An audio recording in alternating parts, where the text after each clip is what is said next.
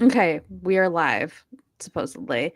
Hello everyone. Welcome to the return, the much long-awaited return. Everyone's been in suspense of not oh, Yeah, sorry. they've been waiting with bated breath for the return of Nonfiction Book Club. Yes. Sorry, I opened up our in another channel in like another browser and then forgot to actually mute it. And so I was like, why am I talking to myself? So this is just not gonna happen. But at least I know the video is running. Okay, whatever. The true return is that we continue to be really bad at technology, even though this is like half our job Yeah, is we are knowing how professionals, to make and yet, here we are. So yeah, we're back. It's fun to be back. I'm excited. I've missed nonfiction book club, but I've also had like no capacity to read for a little while. sure. I had a baby, and so it's hard. I actually started reading this book like early on in my leave, and then like put a pause on it and like returned to it, and I was like, I have like zero memory of entire chunks of this. But yeah, Sure. anyways, we're here to talk about Cue the Sun by Emily Nussbaum, who is, I think, we realized our first second Repeat time author? author Yeah, on the on pod? the live stream. I was gonna say on the channel, but that's Yeah, like not quite right. I don't know. In Nonfiction Book Club, Yeah. our first repeat author. I think Yeah. so. Yeah. So that's a tremendous honor. I'm sure that she, a Pulitzer Prize winner, has been waiting This for is the this. honor that this is the one that's going to go on her website. Right. It's going to be the thing she's most proud of, Yep. being a repeat author for Nonfiction Book Club. Yep. Well, also I'm Deboki. Oh You're yeah. on my channel. This is Okie Boki. I haven't posted in a while, but usually I post about book stuff, I guess. Yeah. I'm gonna do this. Like it's really this. Like I'm this has stoked. really been my reading for the past year, has been nonfiction book club. It kept me reading even when my brain was like turning to mush, so that was great. Yeah. Yeah. Yeah. I'm Nicole Sweeney. I also have a YouTube channel. I post 4 times a year, and I do this Nonfiction Book Club. It's really those are the main things that I do over there. This Yeah. is a big part of my reading as well. Yeah. The like back half of my reading year, I read like 4 or 5 books. Last year was my lowest reading year in many, many years. Yeah. And really, truly, Nonfiction Book Club stopped, and I was like, "What's a book?" Yeah. It just doesn't exist to me anymore. Yeah. And I realize that it is normally only 12 books a year that we're doing for this, but there's a way in which that is like it's like part of my larger reading habit. Yeah. And without having this like steady, persistent homework assignment, I was Yeah. like, Yeah, because it's usually like I cram this book into like a week and then I like decompress with like 5 romance novels. mhm. And like, though I will say, one of the ways that motherhood has changed me is that I had to start reading this book like ahead of time. Like I started reading this 2 weeks ago and like doing small chunks at a time because I was like, I can't do all-nighters anymore. Like I've done too many all-nighters in the past like a few months. So I like try to sleep when I can sleep, and that meant that I've been doing the small like 30-minute chunks of reading at a time and like sticking with it, and like that has been the truest change that this It's also major like life change. the to binge it in the way that I always do for this. You need to count on the uninterrupted time, Yeah. like that, Yeah. which you no longer can. I Yeah, can't. yeah. It turns out you can't like Nobody needs reason with a monsters. 6-month-old and just be like, Yeah, no, no, no, no, no. Like, no, I know you you have can't need needs. mommy for the next 12 hours Yeah. because I have to read a book. Yep. And luckily with the audiobooks, you know exactly. Like get back to me in this hours and this Yeah, minutes and this seconds, and then I can tend to your needs. yeah, But yeah, yeah. yeah. Surprisingly, babies don't really vibe with that. So. No, no, no, no. So I've had to be responsible, and this is where we are. But I also decided like before we took time off that I was gonna pick a book that I knew like I could process, and so that's how we landed on Cue the Sun, because This is it's like like the perfect like return book. Yeah. Like I almost honestly, this would have been like if like the timing had worked out differently, this would have been an incredible like, all right, this is it, we've done it, nonfiction book club. Yeah. Full circle. We brought it all the way. Yep. We've managed to hit like every little like beat that we've talked about. Right. Really an incredible, kind of like summary. But it also works as our new beginning, fresh start, beginning of the year. Yeah. We can't call it like the end. Like, it would be really sad if we were like, this is the only reason we read, and this is our last book club. And we're done. In conclusion, I've chosen to become illiterate in 2025. Yep. My New Year's resolution is that I'm going to have read just the one book. I've learned enough. I decided no more learning for me. So Key the Sun, what it's about, the subtitle is The Invention of Reality TV. So this is like really a history of reality TV, like pretty American focused. Like there's a little bit of reference to British reality TV shows, but for the most part, it's US reality TV shows, and it's a history with like a lot of emphasis on the labor that's made reality TV possible. And so there's a lot of different stuff. There's like a lot of different type of reality TV shows, from like early prank shows to the good stuff like The Real Housewives. And I think she's in my opinion. And a lot of what Nussbaum is doing is like really drawing connections between how these shows have gotten made, the kind of people who make them, the questions like around their reception, like so like how audiences have received them, and of course like the ethics of it all, because there is a lot of ethics to talk about. So many ethical questions, and all of those things as sort of like both responses to and perpetuators of the culture of a given moment over the the course of it. There was a point, I think, in one of the chapters where I was like, I think every chapter so far, like in the first page, she's made a reference to who's the president. Which I like. And like I was like, huh. Yeah. In the beginning, you get like the heavy historical context in those first few chapters. Of like, that there's a way in which that is indicative of what's going on in that particular moment. It kind of reminded me a little bit of in college. I took this class. I really only took it because of who the professor was. It's like was not a thing I would have taken otherwise, but sociology of sports, and wound up loving it. It was really, really interesting, mostly because of like the ways in which you could chart like social trends through sports, through like big sort of events, big sort of, I don't know, like cultural touchstone moments, and what they said about like the larger society, but more like sports as mirror than as like driver. But this is interesting because she is talking about the ways in which like both of those things are happening here, where some of this is there is reality TV as mirror in some places, but there's also like reality TV as like actor in like broader social forces. Yeah, it's interesting to say that, because this book also made me think of another book that I read about reality TV that I really liked, called We Love to Watch, which is like a sociologist taking on reality TV. And so it is, I think, kind of more like what you were saying, where it's more like what is reflected in reality TV. Like she's like very specifically looking at themes like marriage and like all, like gender roles and like that kind of stuff. Whereas this is more like the interplay, like of what are the forces that made this possible, and then how does that translate over into how it's received. Which I also wasn't really fully expecting. I think I was expecting more, because so we read We Love to Watch, which is a collection of essays by Nussbaum. I like to watch. I like to watch. Yeah, sorry. We Love to Watch, I think, was the reality TV. Yeah. Okay. Podcast. I think. Yeah. Is that what it was? Yeah, something like that. Did I like already mix up?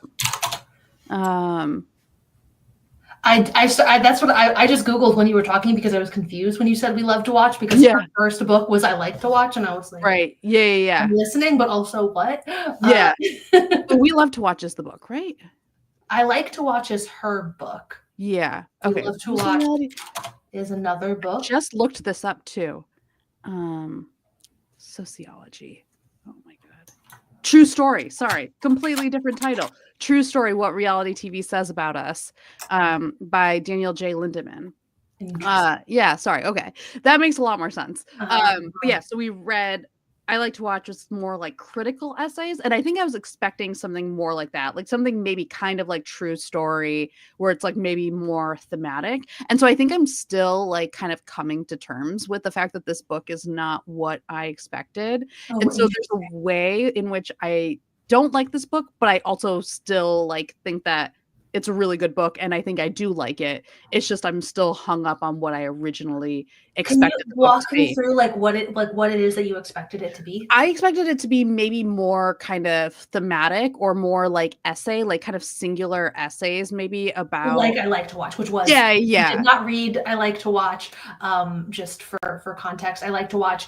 Emily Nussbaum is also like she's a critic, television critic. yeah, So I Like to Watch is in sort of classic, your first published book. If you are if you write yeah, essays, the first thing you publish is a collection of essays, right. and many of them had been previously published and whatever. But so they were like, but each of them you could pick up I Like to Watch and open any chapter and read Yeah, it because it is a discrete collection of essays. That yes. is there is, I mean, like there are like chapters are discrete units here, but this is not that. This is meant to be so like you were expecting essay collection. Not Something more essay collection-y. And interesting. like it could still be more like a book. Like it doesn't have to be as discrete, but I was kind of expecting something that might be more like thematic or maybe more argumentative.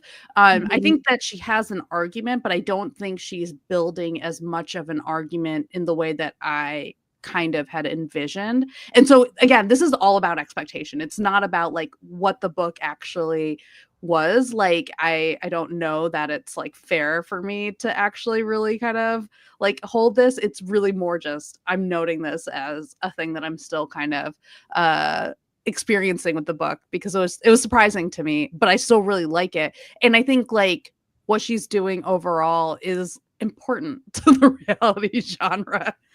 This is interesting because I also would have guessed that we were going to get something closer to I Like to Watch of essays. I To me this is like this is better. Like I Yeah. much prefer the thing that she did Yeah.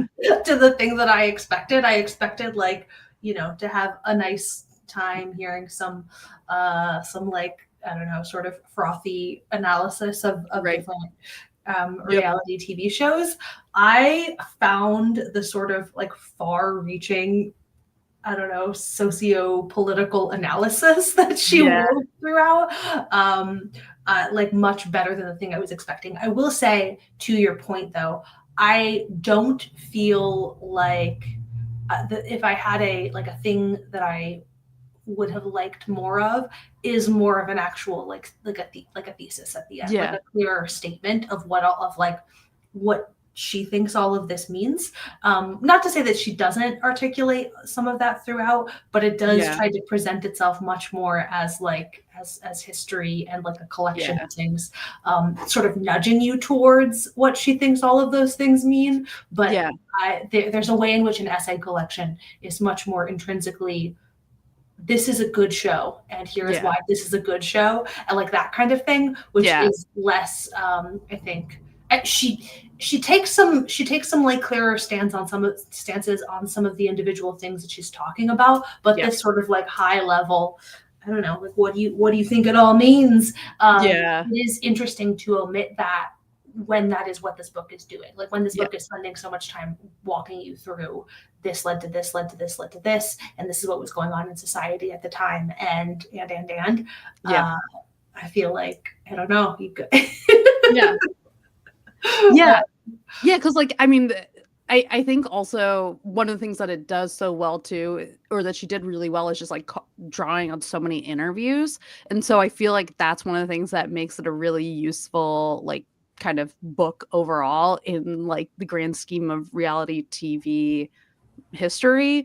Right. I feel like I sound so like like maybe pretentious or something when I'm talking about this, but I think it's important. Like I think it's important to have like these kinds of like documents of how reality TV is made, just because it is so big and like it doesn't get the same treatment that a lot of like the prestige shows or whatever get. Ooh, that was some lighting. I thought I was going to make myself less blue, but Yeah. instead, it's fine. Yeah.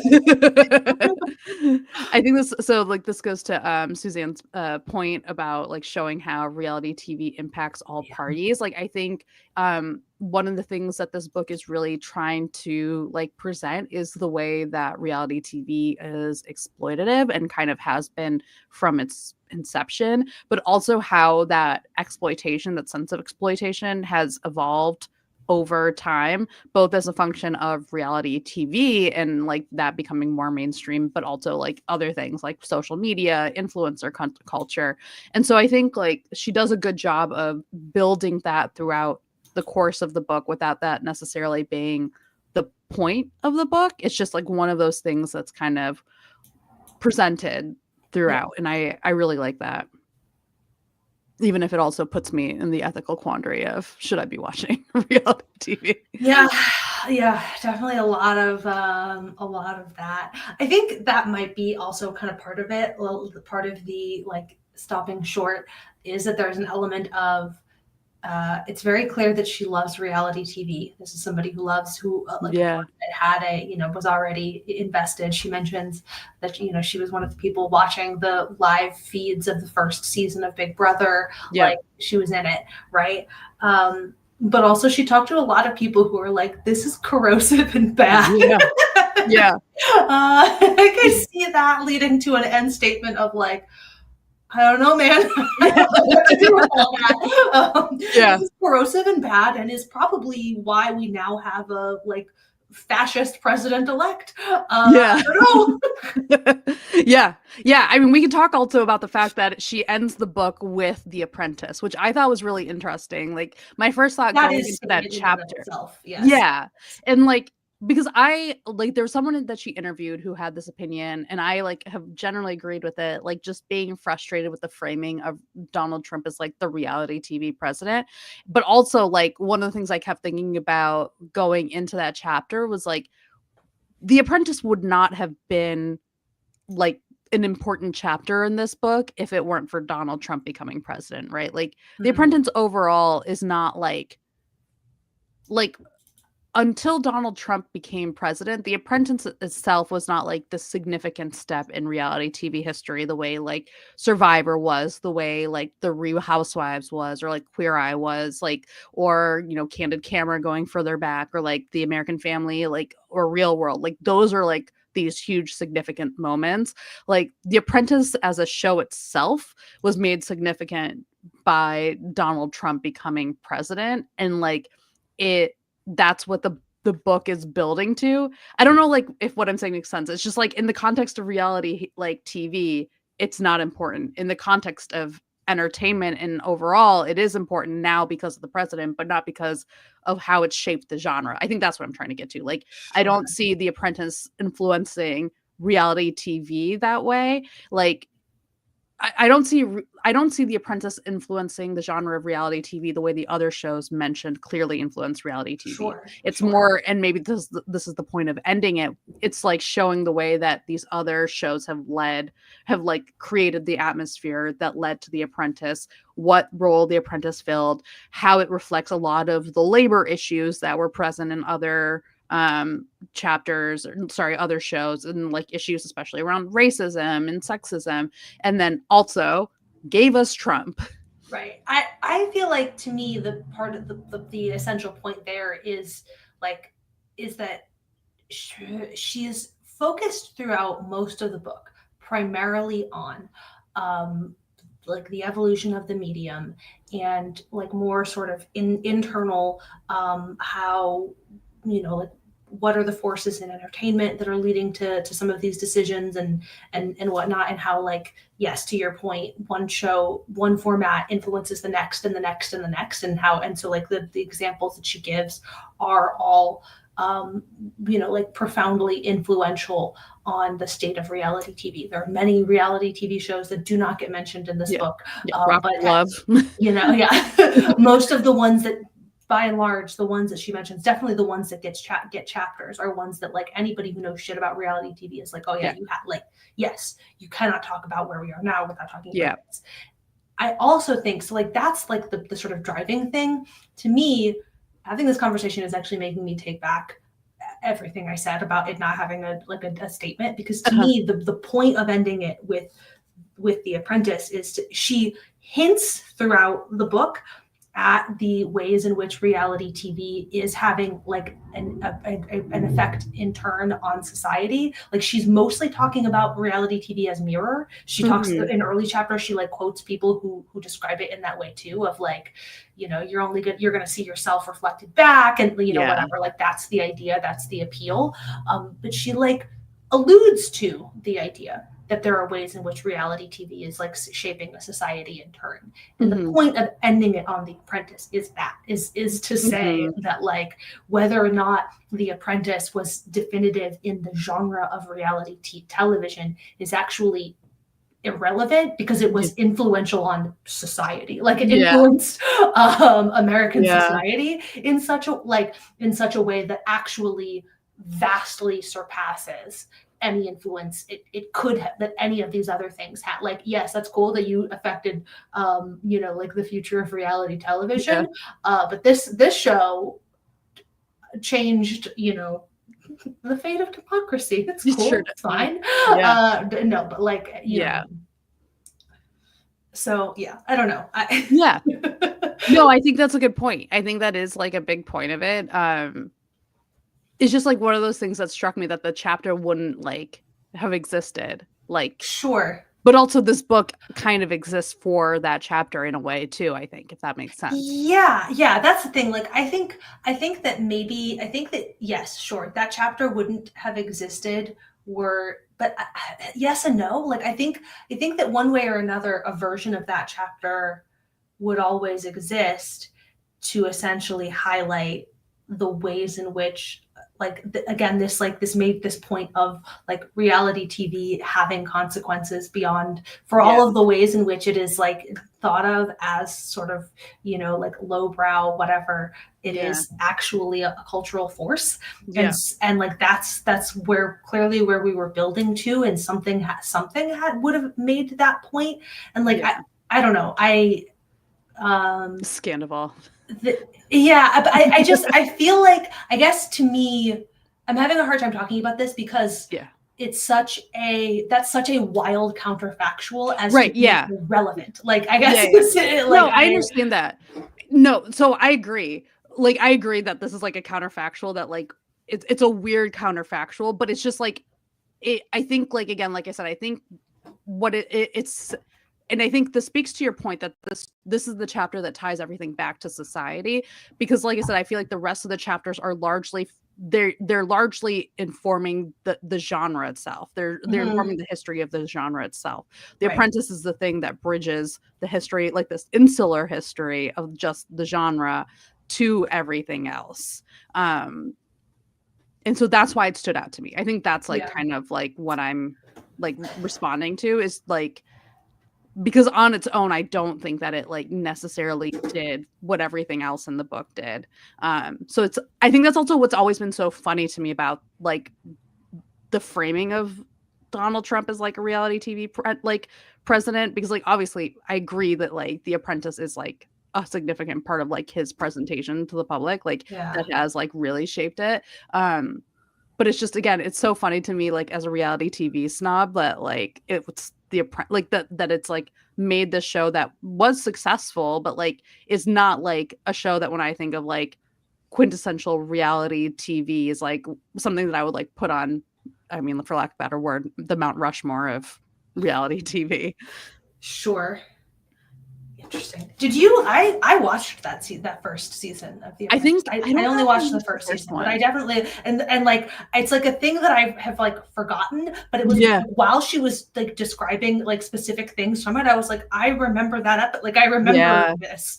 I Uh, definitely watched The Apprentice. I just don't remember which seasons. Like I don't remember if I watched that one. hmm. I remember I remember watching that first one mostly because I remember the Yeah. prize for the Yeah. first one. Like that was the thing that stood out I to think me. I Of will like, say, okay, I'm acting like The Apprentice wasn't influential. I might be making this up, but for some reason in my head, the one thing that The Apprentice did that was super influential was double eliminations.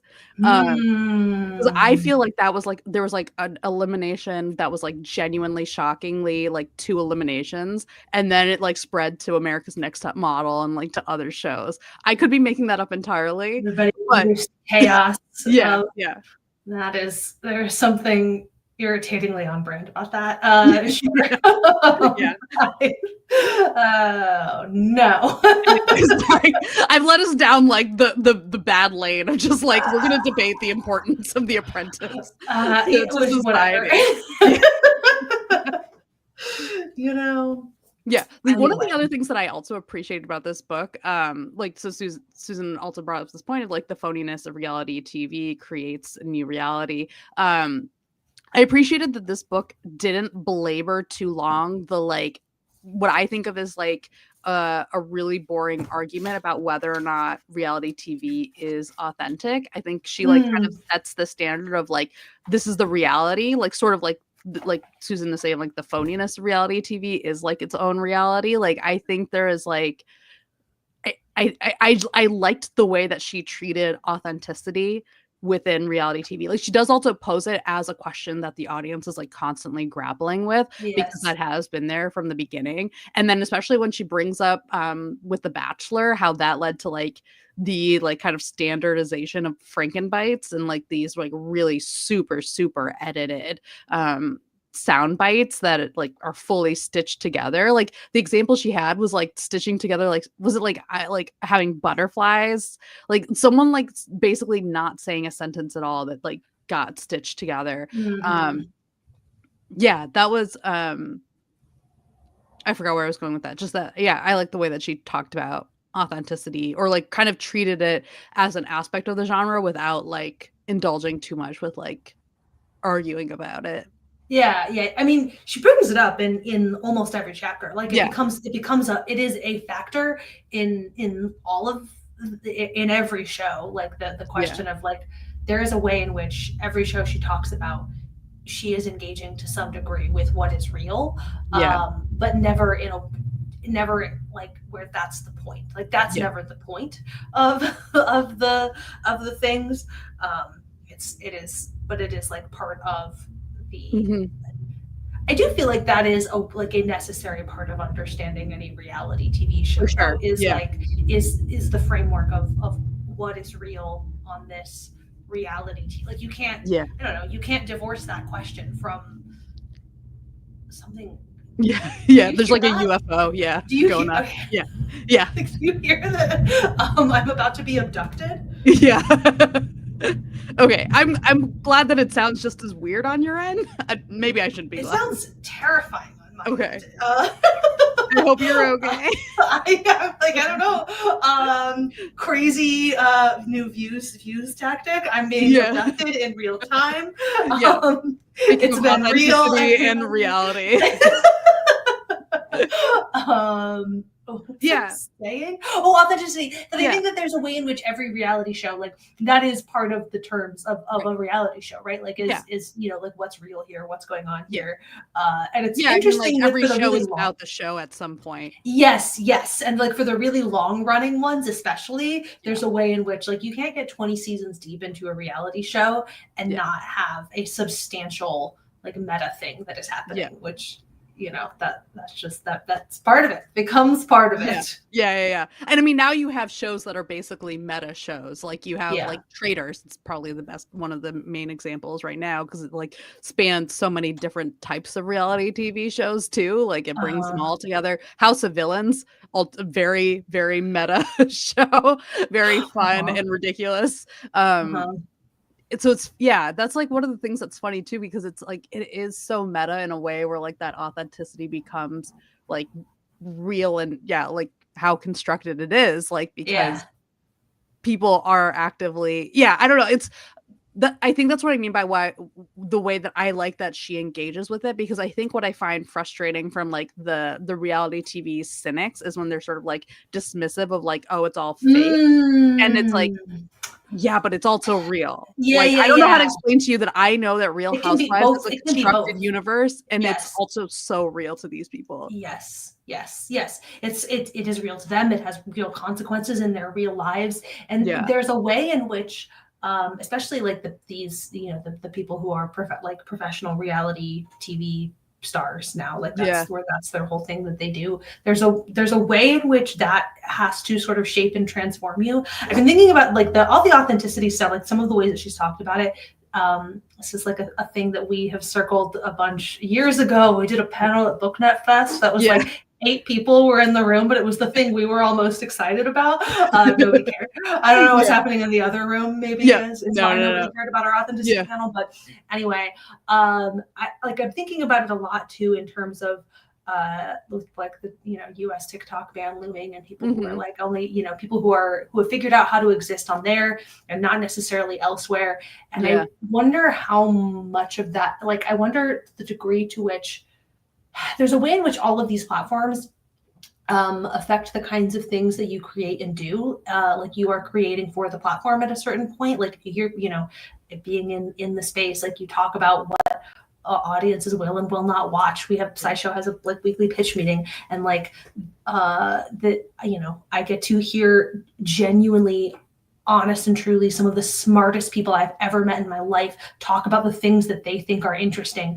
And frequently I have to be like, yeah, but random people on YouTube won't think that that's interesting. Like Yeah. I don't disagree with Yeah. you that that's interesting, Yeah. but we are constrained by like the platform, by the space. Anyway, all of Yeah. this is like tangent to say that I think that that's also intrinsic to like if you are being on a reality show, like there's a way in which you're performing the part of the show, but at a certain point, like that decision to perpetually perform, like shape Mhm. that becomes true. That Yeah. becomes true in its own sort of separate way. Yeah. I don't know. Yeah, Like, yeah, yeah. I mean, there's like so many different things. First I'll just like touch on like Colby's point here about I really just see the difference as unscripted versus scripted rather than real versus fake, which I yes. think is interesting because one of the things that comes up on like Bravo shows, like as a potential like way to kind of detract from some people are people who are kind of accused of scripting their like most iconic moments. Like a big example is Aviva from Real Housewives of New York has this like iconic moment. It's like the end of her run.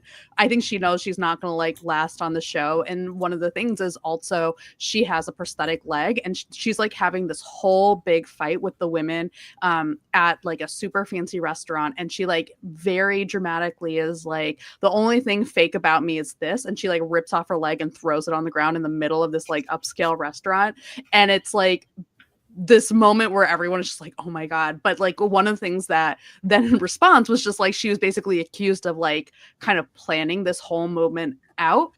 And it's one of those interesting tensions because you're like, on the one hand, like, yeah, maybe she did plan it out and that's like kind of weird. But also like she is on a show that is about Right. moments like this. This moment has been gifed, it's been like turned into Mm-hmm. memes, like it's done the whole rounds. Like, so what And is it's it like her existence is also reality TV performer. right? So they're capturing her life, but her life is reality TV performer. Yeah. So What is the line? what is an authentic choice for someone to make when they are a reality TV Yeah. performer? Like they're yeah, it's like people whose existence is like so many layers removed, like debating. Yeah.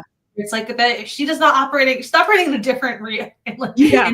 it's a different like contract for reality Yep. that most people are. So Yeah. But it like also clearly touched on a nerve for the people who are also on the show and who are also reality TV performers. And so that's what's interesting to me is like there is clearly a difference to them. And so like what interesting. is it that's the difference to them versus like for us as the audience? Like what is it? Like yeah, I don't know. I just find it very interesting because it is like it must just like warp your view so much to be on one of these shows of Yeah. like especially like listening like as the person who will always talk about Vanderpump Rules for decades to come, like I've listened to like a lot of the interviews like the cast has done over the years and like you kind of like realize they have like an on season versus an off season, like where like the on season like when the cameras are on and that's like shaping the way they interact versus when the cameras are down and that's a different set of interactions, but then also how that's evolved with social media and like when Scandival got really big and everyone was like still following them even when the show wasn't airing. So it's like there are the podcasts, there's the social media posts, there's like Sheena getting in trouble because she took a picture with Tom Sandoval and like the show was filming at the time, but we all know it on social media and she has to address it. Like there's all this weird stuff about like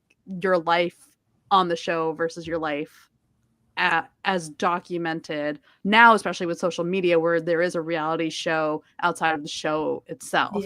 Yeah. It's so weird. That was like one of my favorite, I've not watched The Challenge in years, but when I was actively watching it, I remember, gosh, this would have been like almost 10 years ago now, the first time that they did a Rivals season where part of the setup or part of the intro was like tweets, like tweet beef that people had on Twitter, where like normally because like up to that point these seasons, like the Rivals and the couples and like the seasons where you're just building on the existing cast, right, we're always like, you know how we got there. Like when you see the rival pairings or like the or whatever the pairings are, as somebody who had been watching the show for years and had like, seen most of the Real World seasons, whatever, like I had a ton of context for these people. And like the basis for bringing them on the show was always very clearly the discrete universe of within the show. Right. Even while watching it, it was like, I'm sure you all have lives off of this, and you probably don't talk to each other at all when you leave here. But like, you played out, you guys had a stupid fight in your real world house, and now here you are, forced to team up, like whatever. And like that's like the sort of built-in thing. But it was very, very surreal almost to watch it and be like, oh, no, you're playing it all the time. It's happening always. It doesn't stop. You're oh wow. Okay. Yeah. And I mean, it's even weirder for these competition shows because like I think like one of the things that's funny, or that's been funny, again, as someone who spends too much time like on the Reddit world, like comment, like is realizing that like you can have different levels of canon for a reality TV show. Like there are people who only watch the show. Then there are people who watch the show and maybe follow a few of the cast members' accounts. Then there are people who watch the show, follow some cast member accounts, also follow commentary accounts, and like so on, like, or follow the podcast or follow this. And so like you can have so many different layers of like additional canon to follow. Like you can have a version of the show that exists solely as the show, and it will be different from the version of the show that exists if you also have additional material, because that will give like different things to be mad at, different like ideas about what was happening. And it was just like, oh, this is weird. It's so weird. And then like kind of like to what you were saying about the challenge, where it's like it's also informing the rivalries. It's informing like the tensions and the stakes of any given season too. Like that's really, because like one of the things I've heard like from like some like there's a Big Brother player whose name I'm blanking on, but I remember people saying like she's really annoying on the show, but she's like one of the kindest people outside of that. I've heard that, I think, like about like Johnny Bananas, where he's like super playing up being a villain on the show, and like people have pointed out like he's actually super, like in some context, super kind or giving or something. Like I don't know. I don't really like. I recognize that might be possible because I do not know this man. Yeah, I've been watching this man on my television for 25 fucking years, and I just not a kind person. I can't. Right? Like that would, and I mean, I could be wrong. Like I haven't delved deep into the Johnny Bananas lore, but like I just remember reading some posts about him like being like super generous to people, or like in some context. So I was like, that is like a different personality than the one that he presents, because he doesn't even bring that up on the shows, right? Like as far as like, and so there's just like so many different layers to like even your understanding. Like my general policy with reality TV is I try to treat the people as like characters, so that I like remember like Tom Sandoval can't hurt me. Like I don't know. I'm like, I'm not gonna like be in his DMs because like he can't hurt you. It's a useful thing to remember, and especially because like, I mean, I get why people hate him. Trust me, I do. I find him weird, but like the level of like vitriol to get then like direct at somebody like on reality TV. Like, so I mean, returning to the book, one of the things she talks about is, and this is not true of Tom Sandoval, he wanted to be famous, but like these are people who are becoming famous without like necessarily having like the things that you need in place to be able Yes. to actually be famous. And she talks throughout it, but yeah, as a recurring ethics question is something she mentions repeatedly without, there's not really like follow up, whatever. It's just like a thing that she says several times throughout, talking about people who were on the first seasons of several of these like very big defining shows, how they had there was no counseling, there was no nothing for them. Yeah. And they didn't get paid either, too. Like many of them got little to nothing for these appearances on these shows that radically upended their lives, and then they were returned to their lives to confront millions of strangers had formed opinions about them, which is like separately, that's a whole other internet age thing of like, we're just not meant to process this many people's opinions about us. Our brains are just not built for this. But like how deeply irresponsible it is of these shows to have provided nothing in the way of support. And like and particularly like in these contexts, in these like early examples, where people genuinely had no idea what they were getting into, what they were signing up for, in a way that like that should still exist for the shows now, but there's a way in which like women going on The Bachelor now know what they're getting into in a way that first cast had no idea what they were like,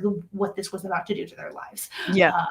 So that component of it, that's something that I saw a lot of discourse around this past summer with Love Island US, about how like, I don't know, like Leah talked about how like there were days where she was in, like, it's like they have like a therapist in the house on site somewhere or something like that. They have some sort of on-site counseling for them, which honestly, like, because they have no media, there's you're just like, you just sit in a house and are recorded to, I don't know, separately. I feel like that would make you go a little crazy in and of itself. But like talking about how, there were days where she was in the like talking to the on-set therapist like multiple times a day kind of situation. And I think about how like some of these early shows where you're just like, there was just nothing. There was nothing. They were just like, okay, bye. Wild to me. Yeah. It is. Of all of the many like ethics problems that are raised throughout this, that's near the top of the list for me of things that I just find like glaring and horrifying. Yeah, and I wonder also like what therapy in that context looks like. Like, because I think about it like a lot, like how do therapists to the stars work? Like, is that like a specialty? Like, I assume like to some degree, like you kind of have to, like, I forget who it was, but I feel like there was a YouTuber, maybe it was Lindsay Ellis, who was talking about like how difficult it was to find like a therapist to talk to about like the weirdness of like going through YouTube notoriety. Totally. And I feel like there's like, like that's kind of like what I think about too in this context. Like, how do I talk to, like, how does a therapist process something like going on Survivor and coming back through like this extreme like physical and mental kind of. I feel like to a certain degree, some of it is just like a professional saying, this is not normal. Like what you are like, like there's like, that's part of it. I mean, without having like anywhere near those degrees of whatever, but like when we were doing Crash Course Sociology, I had my therapist was a like middle-aged woman, and I also it was a really, really difficult time trying to get her to understand what was happening, like trying to explain to her, like I don't know, it's just like part of my job that strangers call me a cunt every week. I don't like, and like I don't know how to like, get you to understand that this is like unfortunately I cannot turn that off, and I cannot turn that off. Like I can't, like I hear you, just I can't do like so like I get it from that, but there is also a level of just like I think, I don't know, having some sort of support, some sort of person at the very least who is able to, I don't know, like recognize basic signs of like, this is a person who's currently unwell, or whatever, even if they don't have like the full tools, like, I don't know, I just, something should have been done. And it is deeply upsetting. I mean, on the flip side of that, I also feel vaguely suspicious of the sort of like on-set stuff that they provide now, because I'm just like, I don't know, if you're on the production's payroll, I question the degree to which I question what that does to your motivations. Yeah, wasn't I might be making this up, but I feel like there's like one person in here who had a situation that they thought was going to be confidential, and like it ended up being used in The Bachelorette, the first Yeah. the woman who had where the part of her like big, crazy stalker villain edit was a conversation that she had with the fucking therapist. Yeah. Like That's that's awful. sick. That's sick. Yeah. Bad. No. Yep. Yeah. So we've returned again to the dark place. Yeah. Yeah. To the place of like, should we be? I will say, I thought it was very interesting that a number of the producers that, or like people that they talk to, or that that's what I'm talking to in this book, she like mentions like a lot of them, their line was dating shows. Yeah. Like they'll do like a bunch of this stuff, but they will not do the dating shows. Just that there's a way in which the emotional manipulation is like, yeah. I mean, and they talk about too, like the women talking about how like being in that environment is a sort of emotion creating factory. So like, we're you in a like competition, in a when the challenge is having you dangle off of a thing over the water or whatever, like you are really dangling in the air there. All of that is real, but also there's nets, there's whatever, and so like the whole thing that you're navigating there is like, natural fear responses. Are you fast enough, like whatever, but like those boundaries of like real and not real are, I think, much clearer for the people in that position, in a way that on a dating show, like your whole everything is just I don't know. And I feel like in some sense, like the couples that stay together after, like there's a certain degree to which it's like you just went through something kind of insane together. And so I don't know to what degree would you have ever actually, like, would you have gotten together outside of the context of this show? I don't know. That's also, again, a counterfactual that is irrelevant, because you went on this show and you were changed by it. You were both changed by it. So there's a way in which you're just kind of together now, because who else is going to understand the experience that you've just had? Yeah, I think sorry, I already blinked on what I was gonna say. But yeah, I agree. It's just like damn it, what was I gonna say? I was gonna say something. The emotional manipulation, what's real and not real on like a dating show versus okay. So there was this show on Fox, I'm pretty sure, that was called I Want to Marry Harry, where it was like do you remember this show? So keep explaining. Explaining to people. For those of you who do not remember this show, because you did not watch it, despite the fact that it has this amazing premise. The premise of the show was that it was a dating show for marrying Prince Harry, but of course it was not actually Prince Harry. It was an imposter. It was just a guy with an accent and a bunch of American women. And they were like, I think they spent a good chunk of the season being like, he's important. They wouldn't like say how he was important. I think there was like a helicopter at one point, I remember. Like they were taking like etiquette lessons, like all of that stuff. And then at the end, they reveal he's not actually Prince Harry. And I remember reading an interview with, I think, either the second place contestant or the one who won, who was just like, yeah, you have to understand, like, when you're in that environment, like, we kind of knew he wasn't Harry, but like, we just like, you're in an environment where like, this is the entirety of your world. Like, this is all you know. And that really just like changes your perception of things. You're being like aggressively manipulated. Like there's a way in which people look at this and go, oh, like this person is so stupid, as if like the confines that they are in are not deeply. It's part of why I hate, this is very tangential to the thing, but I hate any sort of like man on the street style interview where they ask people questions. I used to watch Street Smarts with my parents, but we used to watch like, I don't know, just all of the syndication shows from like 10 to midnight. A whole bunch of them. But I remember watching Street Smarts, and like that is like I think of that show with nothing but like I wish bad things for everybody who was involved in that because I just like there is something about it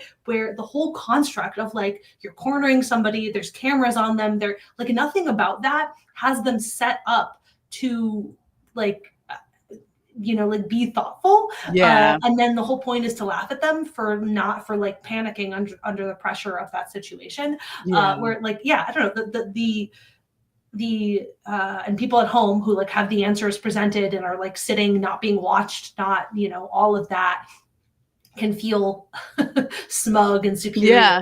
Yeah. In much the same way that like with these women, like, I don't know, like they didn't, they were in a very weird and manipulative situation. Yeah. So you like respond accordingly. Yeah. I don't know. I appreciated how like throughout how like loving and sympathetic she is to basically every reality TV person ever. For like sure. periodically, I mean, she talks a little bit about how like the cast in particular, like the people who get the who she leaves you with like the sourest feelings about are some of the producers. She definitely talks about some producers in ways where you're like, oh, that guy sucks. Yeah. Yeah. That is a bad person. Yep. But no, like all of the reality TV personalities, even the ones who were like, she describes them behaving in shitty ways on the shows, she is really quick to provide essentially that context of like, this is where they were. So like, maybe they do still suck, but like they don't suck because of who they were on a reality TV show. Does feel like she doesn't explicitly say that, but that does feel like a thing that she is kind of like trying to drive home repeatedly.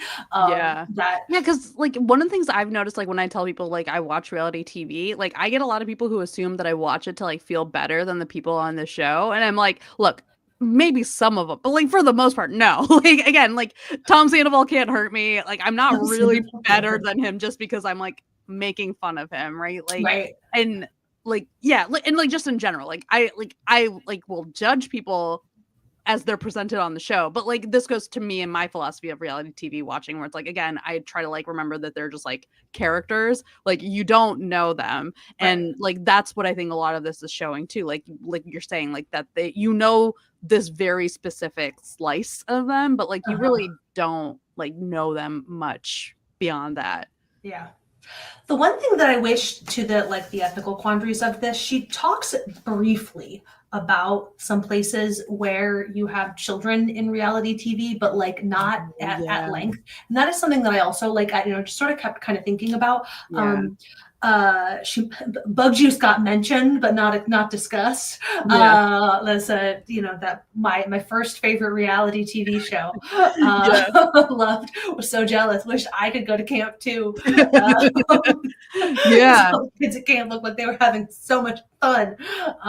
But like that is like a very particular kind of thing. That's true. And then I think even like when she talked about the American High School, but like single season and like the context in which that show existed sounds fairly different from the context of like a Laguna Beach. And I listened last year, maybe at some point in the last year or two. I was listening to this like podcast with like 3 people from Laguna Beach, and Lauren Conrad said basically something to the effect of like, it wasn't until years later that she understood that she could say no to things that the producers were asking her to do. That like if the producers asked her to do something, she was like, oh, okay, I have to, like the adults are telling me to do something. Like I don't know. And like that, I don't know. I think about how much I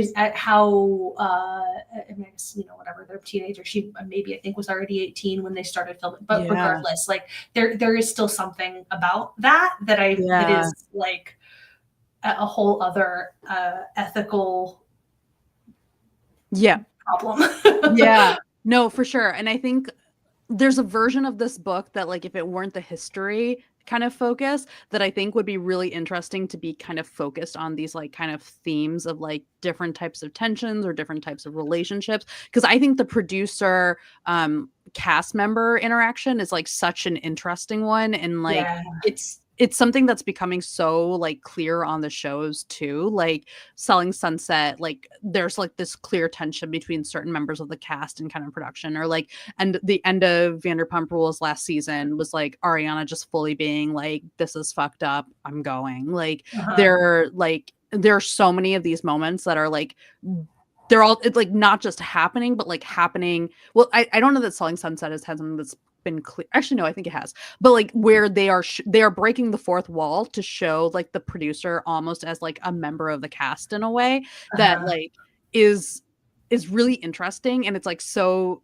it's like interesting both creatively, but also like as part of this whole quandary of like the what is reality TV, what is real, what is fake, what is ethical, like bringing in the producer but also making it clear to the audience like the way that the producer is involved is really interesting, because it's also like, I mean, I've definitely seen this in like the Vanderpump world's like fan world of like hating super certain producers because you think that they're messing up the show in a particular way, when like we also like don't know that, like we don't actually, you know, like in the same way that like people will watch things that we've worked on and be, like assume that they know everything that goes behind the scenes and like a YouTube video and be like, no, but this is what should have happened. Like I think people do the same thing with, I do the same thing with reality TV. I'm like, no, if I were a producer, this is what I would have done. Right. I edited the show, this is what I would have done, and then it would be perfect. You know, like it's really fascinating to me to see like that kind of like armchair producing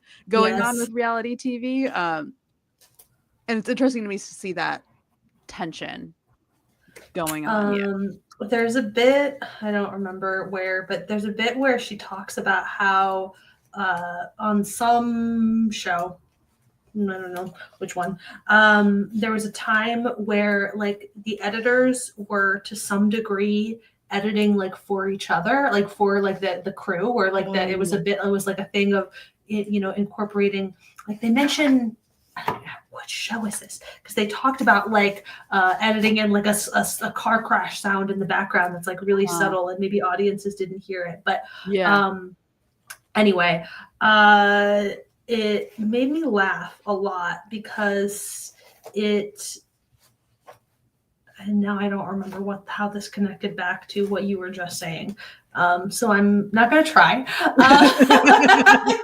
I'm just completely changing the subject. One of another like favorite things, sometimes what's the show, this Joe Millionaire, sometimes the team's edits were more like in jokes. In an early scene, after Evan popped a champagne cork off the balcony, an editor added the sound of car crash in the distance, subtle enough that viewers might miss it. Your goal is to get your teammates to laugh. There again, like there's a like very particular era of the challenge where this felt true, but where I genuinely, like as a viewer, I was like, I feel like these editors are having just the time of their lives. Like you're just like, they're like they would include a lot of just like really insane like transition elements too, where it was like, you're just being a silly goofy guy, whoever edited this. And I love it. I support you, being a silly goofy guy. I swear I had a point. I had a somewhere where I was going with that, but that's fine. No worries. No, I think that's like a big, I think that like makes a lot of sense, because it's like I think like, so there's some Bravo, like when you were saying that, I was thinking about like some Bravo shows where like you're like, it's hard not to watch without thinking like these editors are having a lot of fun. Like anyone watching Salt Lake City right now, it's like you can tell those editors absolutely having time. Like the show is bonkers, everything is bonkers, like nothing makes sense. This is like an absolutely absurd show. So like there's, you can tell like what is that, whatever is happening behind the scenes is just like very, very silly. It is, it's fun, but also so weird. Like it must be so weird to work on one of these shows, and like I feel like I would like have such a weird affection for the cast members, like, but in a way that like it just like, there's this podcast I listened to a little bit. I have mixed feelings about it. It's called Reality Bites. It's by reality TV producers, and it is really interesting at times. Like, so especially if anyone's like really interested in kind of the labor side stuff that Nussbaum talks about, they talk about this quite a bit. Especially like right now, reality TV is like having a tough time. I think nonfiction programming is like having a really tough time, and they kind of talk about the realities of working in this world because a lot of them are like freelancers, and so it is like really hard to make a steady career out of it. But yeah, the way they talk about some of the cast that they've worked with, it's like, oh, like you guys are like, yeah, like you guys like kind of think of them as like your people, and I get why. Like you do like cultivate a relationship at the same time that you're also like telling a story about them. Yeah. Yes. Yeah. That you cannot help but develop some degree of connection, and like you have your own sort of opinions about, Yeah. you know, yeah. There is a way in which it is inevitable that members of the cast, that members of the crew will have favorites from the cast, Yeah. and like how that's going to kind of influence things. She mentioned that somewhere here too, as well, like Yeah. different instances of that playing out. I was flipping through my little tabs, and some of them are just things that she said that made me laugh. American Idol was a blockbuster talent contest that disrupted the music industry. ABC launched The Bachelor, which did the same for heterosexuality. Yes, yes. I remember that. Had a silly little hee hee ha ha. This is though where she's starting. So that chapter, it's Cue the Sun. It's like there is the 2000, like the last big section, like subsection of chapters. But she in this chapter, the explosion, she is starting to get more into the two-way of like reality TV, not just this mirror. She's talking about like mixing the internet with reality TV. Yeah. This calls it the speedball of pop culture. But those two things, the ways in which reality TV is also how we get the current social media landscape in many ways too. Like we're talking about, we've talked in this conversation about like the impact that the current social media landscape had on reality TV, but like those two things are going both ways. Yeah. Like I don't think that we get influencers without reality TV celebrities. Like I think that those two things. No, I agree.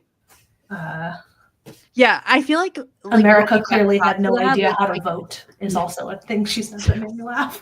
Anyway, continue. Yeah, no. I feel like there's definitely like a part 2 to this book. Like I don't know if she'll write it, but I think she should in like maybe another 20 years. Like I think there's like a really interesting part 2 about like this kind of like new era of reality TV / social media that like will lead up to like when Kim Kardashian becomes president. Like don't do it to me, don't put those ideas out there to the world. That idea's been out there.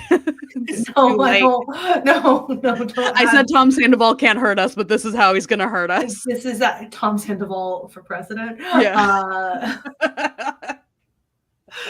No. Are you watching The Traitors right now? Not yet. Okay. I mean to, but I haven't. I will leave my thoughts to myself. I love The Traitors. I will say Tom Sandoval being on this season was a thing where I was like, yeah, but he is like exactly as stupid as like you would hope he would be, and so like I have forgiven his presence. I have not forgiven him for the sins he's committed against me personally, but like he's just so stupid, but he thinks he's so smart. I know. Which is my favorite kinds of contestants on the challenge when I was watching it regularly are self-aware hot idiots. Yeah. So people who were like when it was a puzzle day, we're like, damn, I'm poor fucked, guys. I can't help. It's a puzzle. Nothing's going on up here. I can run. I can climb. Yeah. I can push like heavy objects around all day long, but but Sudoku, a thinking contest. Sorry, buds. Sit this one out. I love that. I love that so much. Those people are my favorite. I don't love the people who think that they are so smart because they're inevitably not as smart as they think they are. And also it's like, so it's not even that they're not as smart as they think they are, which like, sure, but you they cannot be as smart as they think they are to talk that kind of game in this context, because again, to go back to like the broader manipulation of this, you are not in an environment that is actually designed for you to thrive in that way. Like you are not like, I even if you are someone who loves a Sudoku, okay, like does that shit for funsies all the time. I do. I love them, whatever. I imagine that being put in that scenario, mind blank, cameras on me, the prize, I would be like, I don't remember a number. Like, what do you mean? And so there's a like have it, I don't know. So like that's the thing that I find so irritating in Tom Sandoval, even though he's not on a competition show, is the embodiment of all of that.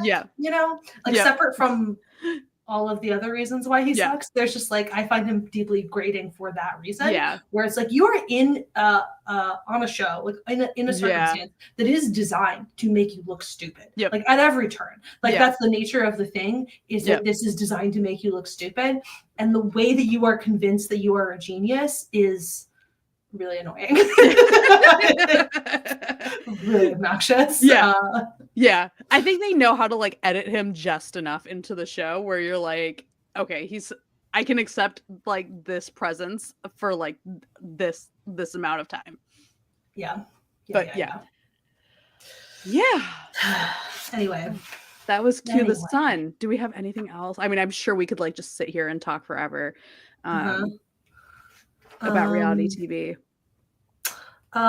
Fuck Jeff Probst. I was going through my little notes. There's the bit where he's like the content warning for suicide mentioned, but they're talking about somebody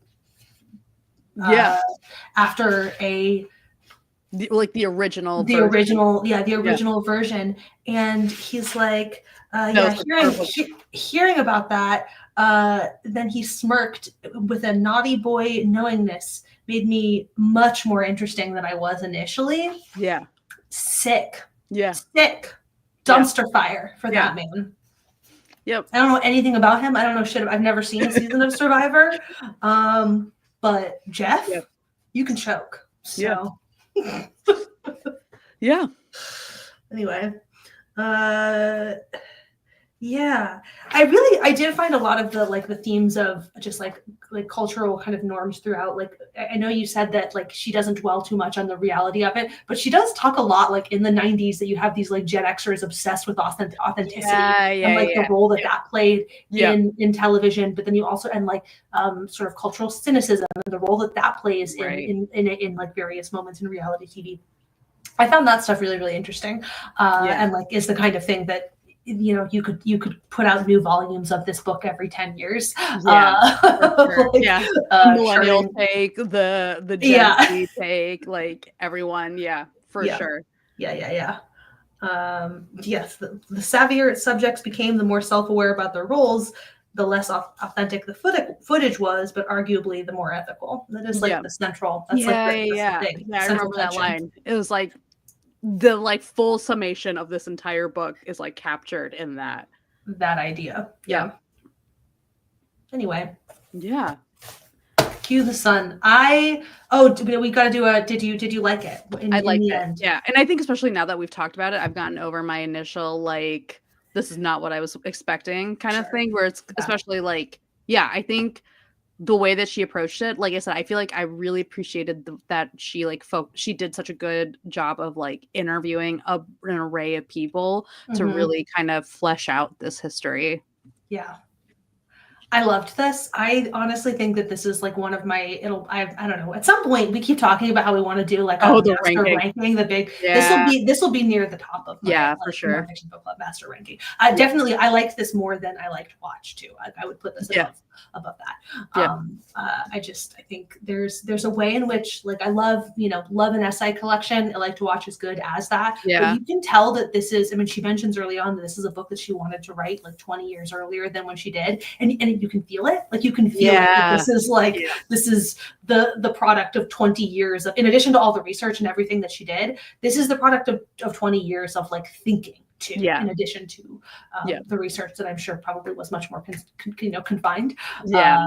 But also the research is like all the reality TV shows that she was watching too over the years. Like, I also separately really want to find An American Family. I have had such like warm feelings for this family. That we've never Who are, seen. Yeah. I've never seen this. I've never, and in many ways they are like the proto Kardashians. Like there are so many things about this that are not designed to make me feel worthy about them. But wow, I feel like there was a Kardashian chapter that got cut, but that is like the obvious like crossover to influencer culture chapter. Yeah, that's the obvious chapter in lieu of the Apprentice chapter. Yes, like, I feel like it's that you only do one of those two things. And I feel like probably if Donald Trump had not run for re-election, that maybe there's a world where that's the last chapter instead of the Apprentice. Like, I don't know where she was at in like the finalizing of this book, like how that timeline lined up, but like I suspect that they're because that is the Kardashians are also are like an incredible way of talking about the reverse influence of like reality TV, not as mirror but as social force. And also like the ethics questions, the labor questions, like there's so much there that's like wrapped up in like, well, like this is a family that's so clearly in control of their presentation. Like, what does that mean? And the question about children on reality TV also like really central. Questions of consent, which are like really the big thing. She talks about like questions of consent in other contexts of like, and like the ways in which basically like that sort of fundamental tension of the less that you share with participants, with the people who are on a reality TV show, the less that they know, the more authentic, but also the less ethical. And like that that is fundamentally a consent question at the end of the day. Like if they are not, if the thing that it is fundamentally different than the thing that you've told them that it is, then like there is something really disturbing there. And in the case of young children, they can't they can't sign up for this. Like they can't really and honestly be signing up for this. For sure. Anyway. Yeah. Well, so we liked it. We liked it. Loved it. I loved it. I would go so far as to say I loved this book. Yes. So well, we do not have another book picked out yet, but we will at some point. We will pick out a book. If you subscribe to our newsletter, that's the best play. We will pick it out probably as soon as we hop off of this call. Yeah. Probably February 8th will be when we do it again. Yes. Great.